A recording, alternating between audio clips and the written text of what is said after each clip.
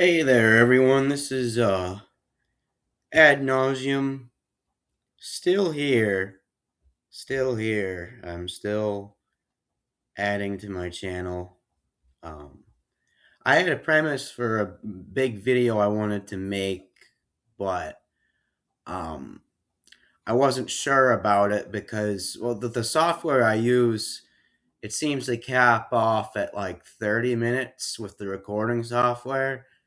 And the material I wanted to cover, I could make it go to 30 minutes if I wanted to, but knowing me, I'm a bit of a rambler and I'd rather it go to at least 45 minutes or an hour with how slowly I talk. But I'd agree. Well, maybe just today. Today I'm just, I don't know, out of it. Last few days I've just been, my sleep schedule's just been all messed up. This is the first day I've had where it isn't like that, where I just don't really have much energy. But I made a vow to myself that I was going to make an upload every week. And so that's what I'm doing. I just want to say, though, I'm still here. Things are going pretty well. I got an interview this Monday. I guess I can talk about the Mojave Desert a little bit. I used to work there. I had a variety of jobs working alongside tortoises out in the desert, and why I wanted to leave, despite all the work I had done out there. It was well, it was simple. I had done everything I wanted to do out there. I did all of the big events like Wasteland Weekend and Bequinox, but also I just with like the ecological work, I was reaching kind of a barricade where, with all the off roading I was doing and all of the things I had to do, I think the big epiphany happened was when I got heat stroke, and this was off the clock. I got it at Wasteland Weekend itself, and I just remember it was so funny. Well, looking back on it, because I have jobs where I have to wander in the desert by myself for miles at a time and go far out and off road through washes and really bumpy roads along hillsides or berms. It's pretty strenuous work. But I remember I was at like the Wasteland Weekend, and there were people there that looked like they just stepped out of like an anime con. And I was thinking to myself, oh, like, if they're not bothered by it too much, then why should I, why am I being such a big baby about it? But it was really what did me in was I was so committed to the bit. Like, I arrived a bit like late that Friday, and I hadn't set up my tent yet because it got too dark. And that morning, I had like a big, like, sticky joint. It was purple, and I that was the beginning of my downfall. I smoked that early in the morning, but the thing that really got me is I was wearing this like leather jacket, and I was covered with all this like steel and rebar because I didn't think I looked post-apocalyptic enough. And so I was walking around with that, and unfortunately, I turned myself into a heat sink. But I was just so, I didn't want to break character, and I was just like, is there some kind of like quest to get me back to civilization? And it was one of the strangest experiences in my life, as I'm in this like medical tent and I'm surrounded by these other larpers in this Mad Max Fallout themed area, and I regained my strength to at least get out of there and drive back home. It was just kind of a hour drive by myself. I went solo, although I really wish I had gone um, with a guy I used to know called Mr. Ham Radio, but he's a story for another day. And I just yeah, I burnt myself out, and I just heat sickness is scary. It's one of the scariest kind of things, like top three least favorite experiences ever. You know, everything just starts moving in slow motion. It feels like when you're like waiting for the bell at the end of like class before summer break, and everything is just moving at like a snail's pace, which is freakier when you get older because time moves so quickly the older you get. But then it goes back to like a crawl.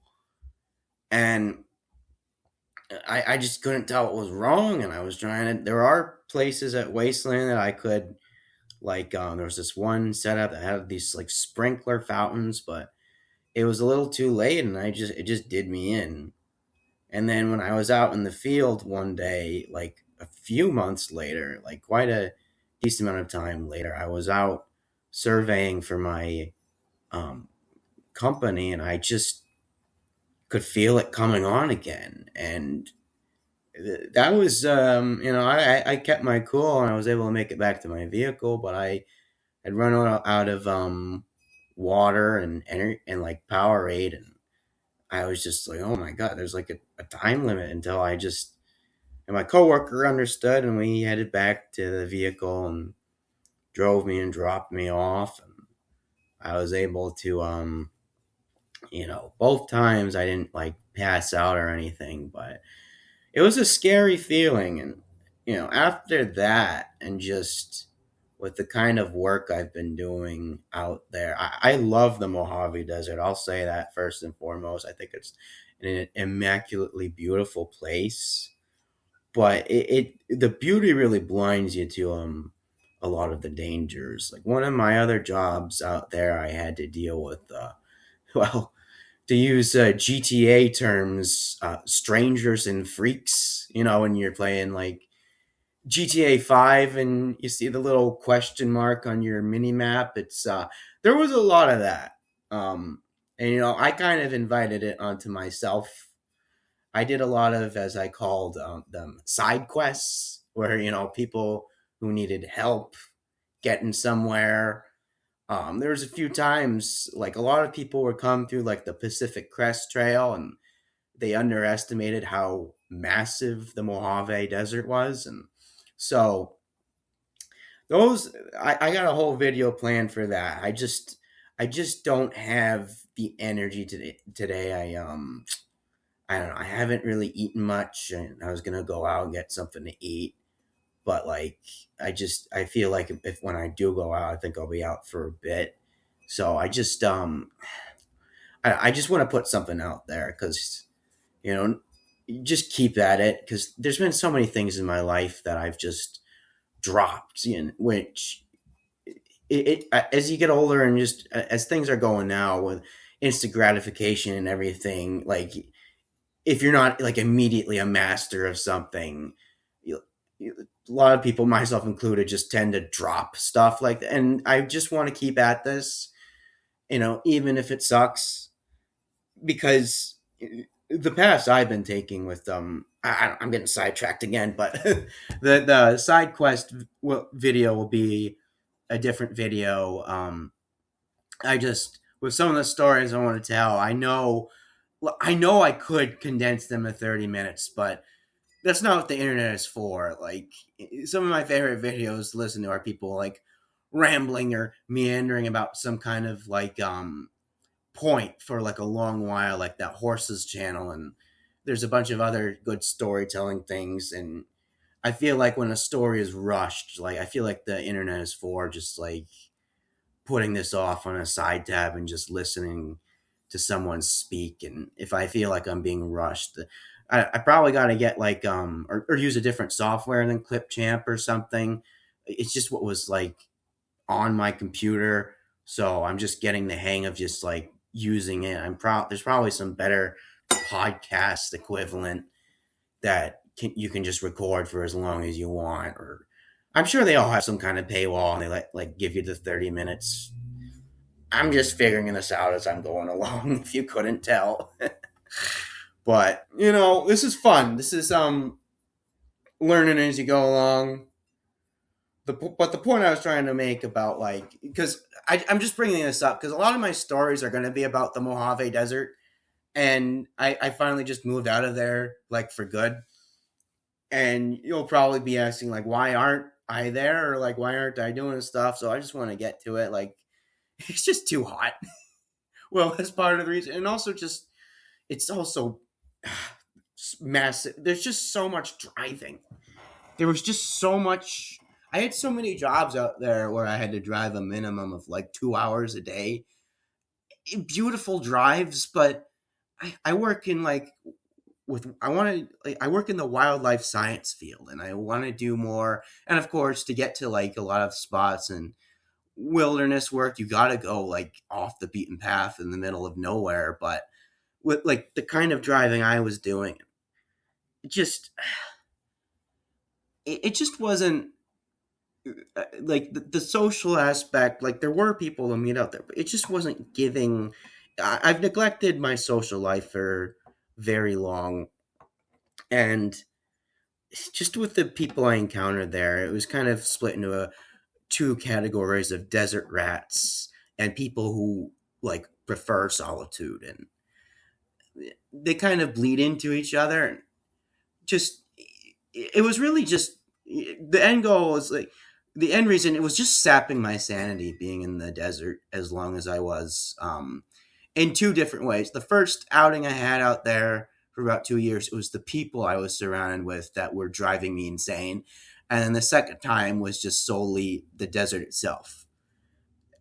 I thought it was just because, like, the first time I was out there, it was my first time having bad roommates. I've been fortunate, like, in my life, in college and everything, to not have like terrible or shit roommates. But this was the first time where that wasn't the case. And in fact, that was initially going to be the premise of this video. It was one of them, which I want to explore in a kind of a more long term because the story with both of them is crazy.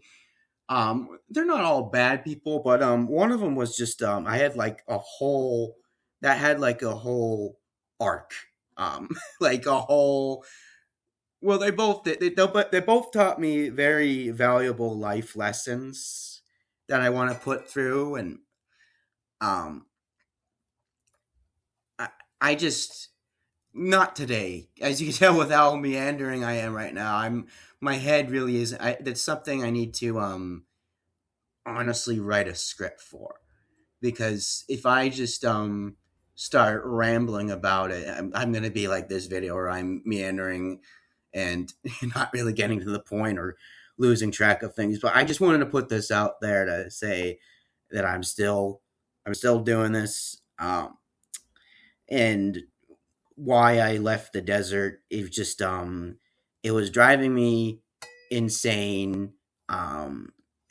The As beautiful as it was, everything was so far apart, and it was just it wasn't just like hot. It was also there's super windy days, and like it did make me appreciate rain now that I've come back to the East Coast, and also just like the people I did encounter out there, like when there were like most of the time most people out there were like way older than me, and a lot of them were just kooky in their own little ways, and it rubbed off on me in such a way that I became such a rambler the first time I was there.